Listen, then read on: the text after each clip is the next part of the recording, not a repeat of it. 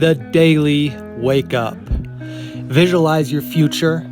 Behave in ways needed to create your future. Execute your new behaviors to fulfill your mission. We are mission chasers. Good morning, gentlemen.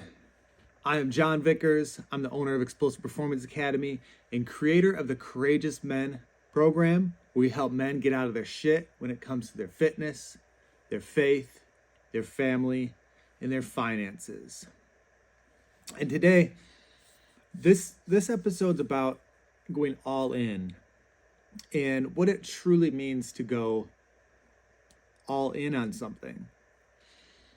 So, growing up, I was a good football player growing up. Once I got to high school, things were a little bit different. And I remember when I was growing up, I just absolutely hated football practice.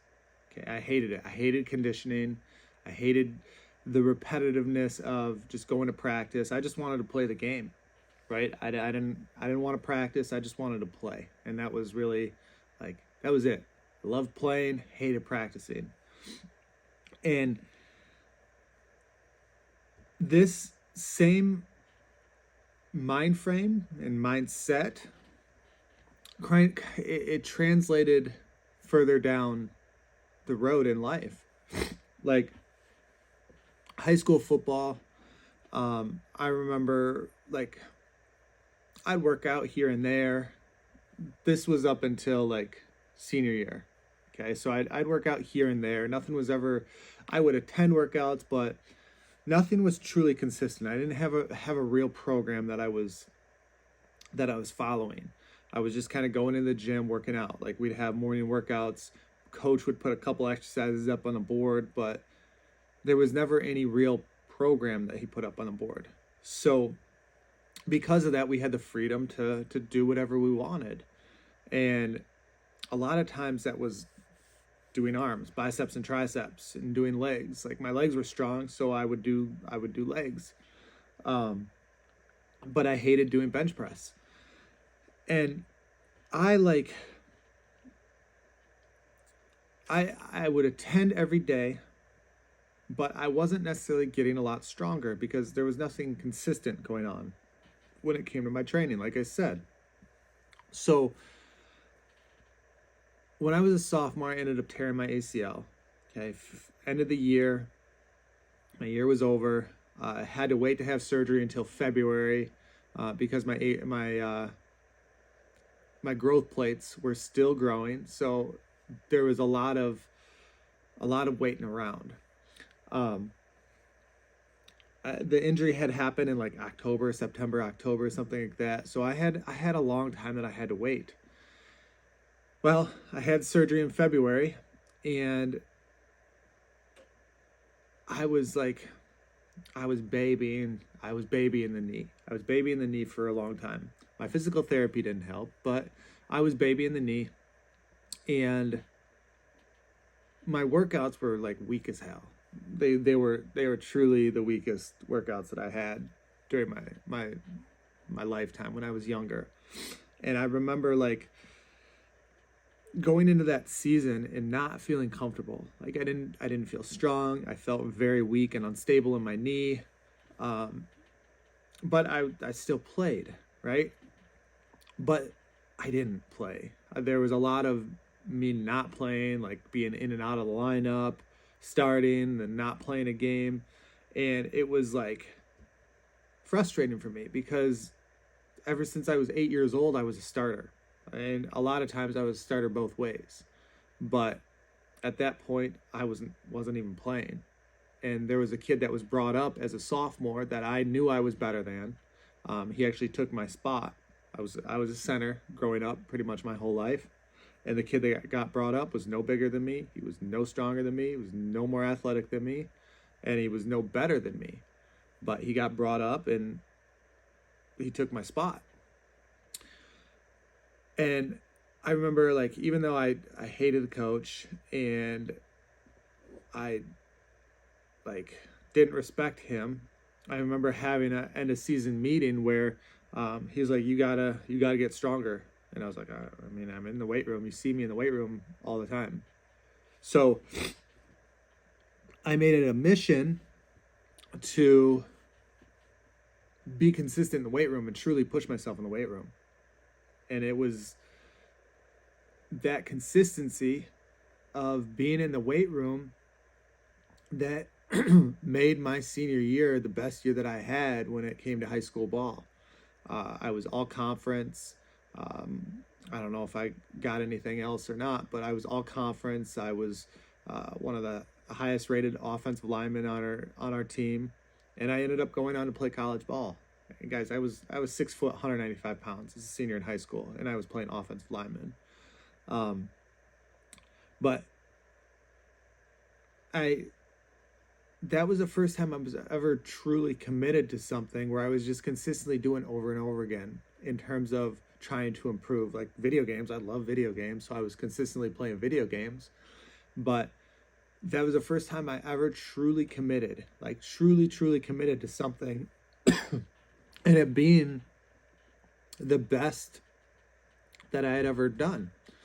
And college, I kind of went back to my old habits, and I let those carry over into business, where I didn't realize, or I didn't understand about the consistency being the most important thing when it comes to success. Like, I thought I was going to do one thing and all of a sudden I'm going to have the success in business. But it wasn't true. That wasn't how it worked. There was never one thing that I found that created success, like high level success in my business. And I still feel like I'm a long ways away when it comes to business, but I have built some things, I've done some things, and I've done some good. But it wasn't true until I truly started becoming consistent with things where there was a change. There was true growth. There was real growth, like consistency, like adding $50,000 to my bottom line from one year to the next. Like last year was one of the best years that I've ever had. I've had one year that was bigger than this last year, but this next year is going to be something crazy because the consistency is going to change everything. Like I've been doing this now, I think it's 13 days in a row that I've been doing the daily wake up, which isn't a lot, but I'm consistently going to do this over and over again, at least for the next 90 days and beyond.